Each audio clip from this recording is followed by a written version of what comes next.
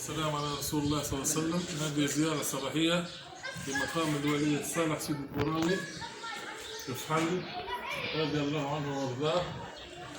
نسأل الله سبحانه وتعالى بأسمائه وصفاته وبكماله وجماله وجلاله وببركة سيدنا محمد صلى الله عليه وسلم وبجاه سيدنا محمد صلى الله عليه وسلم وبصلاة وبر الصلاة والسلام وبسر الصلاة والسلام على سيدنا محمد صلى الله عليه وسلم أن يرفع البلاء والوباء والغلاء والفتن عن تونس خاصة وعن المسلمين عامة، ونرجو الله سبحانه وتعالى أن يبلغ سلامنا.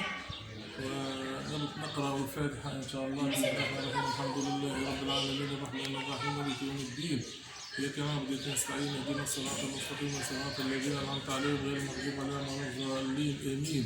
اللهم صل على سيدنا محمد الفاتح لما أغلق الخاتم وسبق ناصر الحق الحق غير صراطك المستقيم عليه الحق بمقدار عظيم.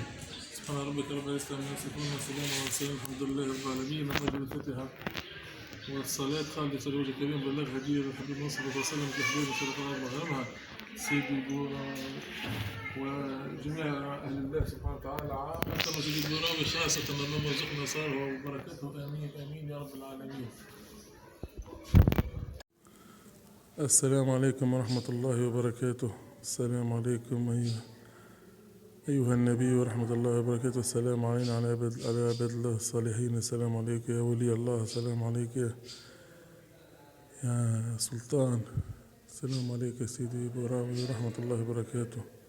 هذا مقام ولي الصالح سلطان مدينة سوسة سيدي بوراوي الفحل الشريف، نفعنا الله سبحانه وتعالى ببركته وسره وأنواره آمين. وصلى الله على سيدنا محمد وآله وصحبه أجمعين.